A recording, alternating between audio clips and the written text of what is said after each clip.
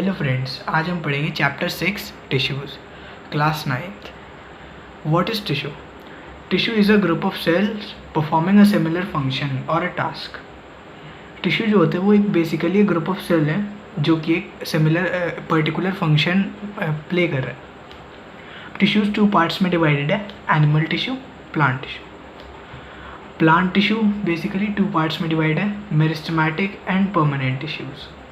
Meristematic tissues वो होते हैं जो ओवरऑल ग्रोथ के लिए यूज़ होता है प्लांट में, जो कि ओवरऑल ग्रोथ में रिस्पॉन्सिबल होता है। और परमानेंट टिश्यूज़ वो मेरिस्टेमेटिक टिश्यूज़ होते हैं जो अपनी डिवाइड करने की कैपेबिलिटी लूज़ कर देते हैं। मेरिस्टेमेटिक टिश्यूज़ ये ग्रोथ में यूज़ होता है। These are of 3 types: apical meristem, lateral meristem, intercalary meristem. Apical meristem present at growing tip of roots and stems. ये जो होते हैं growing tip पे मिलते हैं roots और shoots के। Lateral cambium, it is also known as cambium. It increases girth of stems and roots. girth क्या होता है? girth होती है thickness एक तरीके से। ये मतलब stems और roots की thickness को increase करने में responsible है। Intercalary, it is present near the nodes. ये 2 नोड्स के बीच का डिस्टेंस इंक्रीज करने में यूज़ होता है। परमानेंट टिश्यूज़ 2 पार्ट्स में डिवाइड है, simple permanent tissue, complex permanent tissue. अब सिंपल परमानेंट टिश्यू क्या होता है? ये होता है जब एक टाइप के सेल मिलकर एक टिश्यू बनाते हैं और वो एक फंक्शन प्ले करते हैं, तो उन्हें कहते हैं सिंपल परमानेंट टिश्यूज़। और कॉम्प्लेक्स वो हो गए जब एक से ज़्यादा टाइप के सेल्स मिलकर टिश्यू बनाते हैं और फिर एक पर्टिकुलर फंक्शन प्ले करते हैं, तो हम इन्हें ऐसे डिफाइन कर सकते हैं। A group of same type of cell performing a similar function is known as simple permanent tissue, and a group of more than one type of cells performing a similar function is known as complex tissue.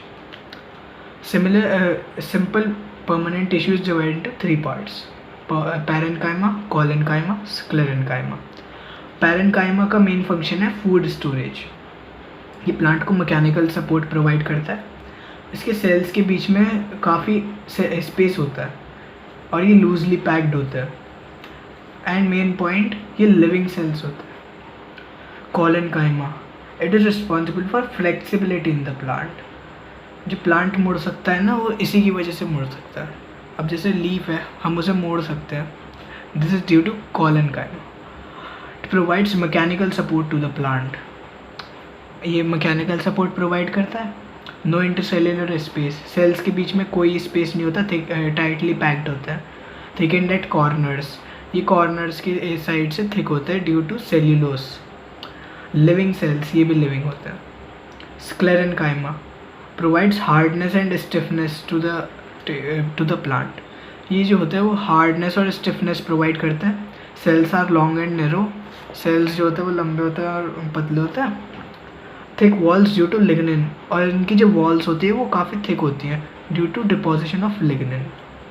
No intercellular space, इनके cells के बीच में कोई intercellular space नहीं होता। Dead cells, these cells are dead. इसका famous example है coconut husk, जो कि स्क्लेरेन्काइमेटस टिश्यूज़ का एग्जाम्पल है। अब आगे complex tissue. Complex tissue 2 parts में डिवाइडेड है, फ्लोएम, जाइलम। जाइलम क्या होता है? Xylem transports water and minerals.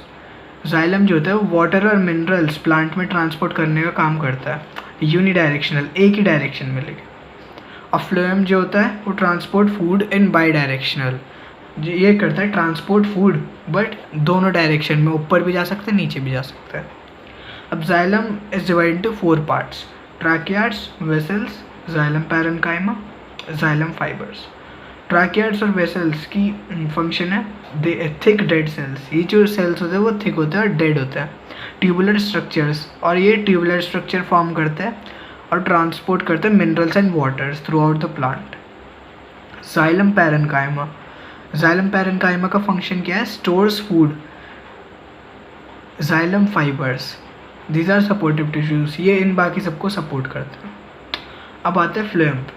Phloem के 5 पार्ट्स होते हैं: sieve cells, sieve tubes, companion cells, phloem fibres, phloem parenchyma. Sieve tubes, sieve tubes भी ट्यूबुलर स्ट्रक्चर होते हैं।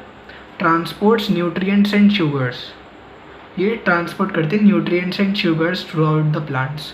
Companion cells provides mechanical support to the plant.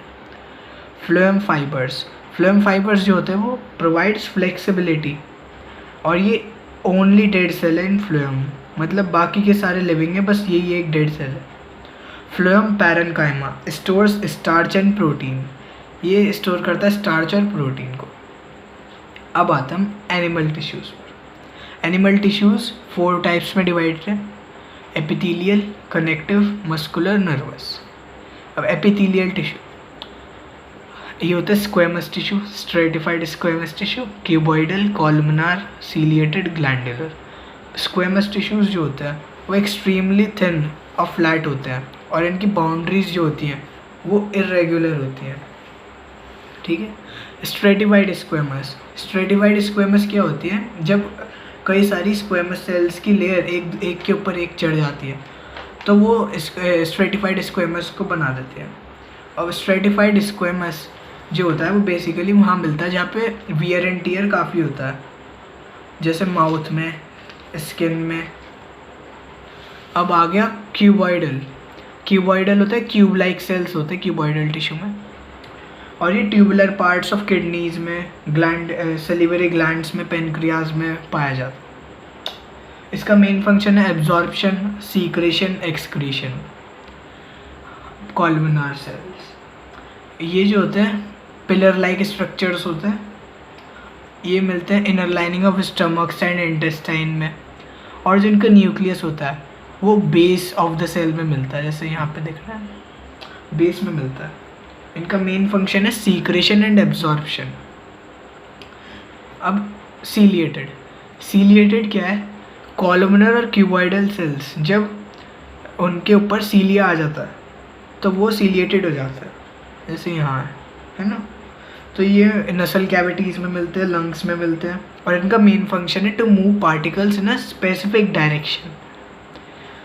Glandular epithelium वो होती है जब क्यूबॉइडल और कॉलमनार सेल्स स्पेशलाइज्ड हो जाते हैं फॉर सीक्रेशन, ठीक है।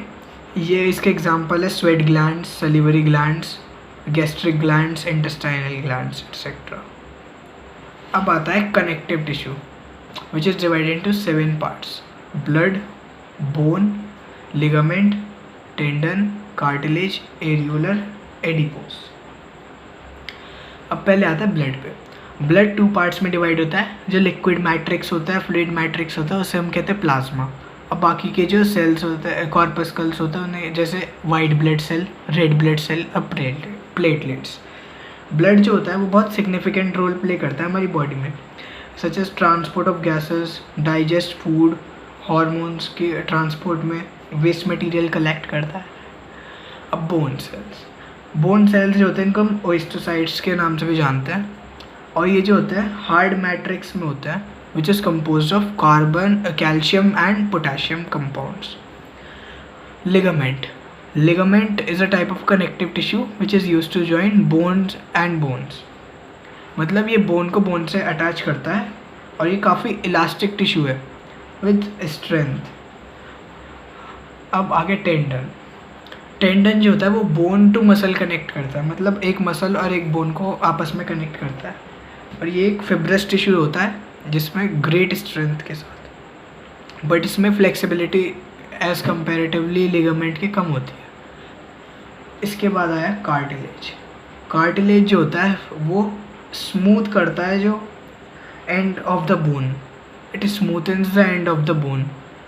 इसके जो सेल्स होते हैं वाइडली स्पेस्ड होते हैं, और कार्टिलेज के सेल्स को हम कहते हैं कॉन्ड्रोसाइट्स। इन्हें हम फोल्ड कर सकते हैं, और ये कई पार्ट्स में मिलता है, जैसे नोज, ईयर्स, ट्रैकिया, लेरिक्स एक्सेट्रा। इसके बाद है areolar connective tissue. It is found in skin and muscles, around blood vessels and nerves. Bone marrow में मिलता है, बोन मैरो बोन में ही होता है।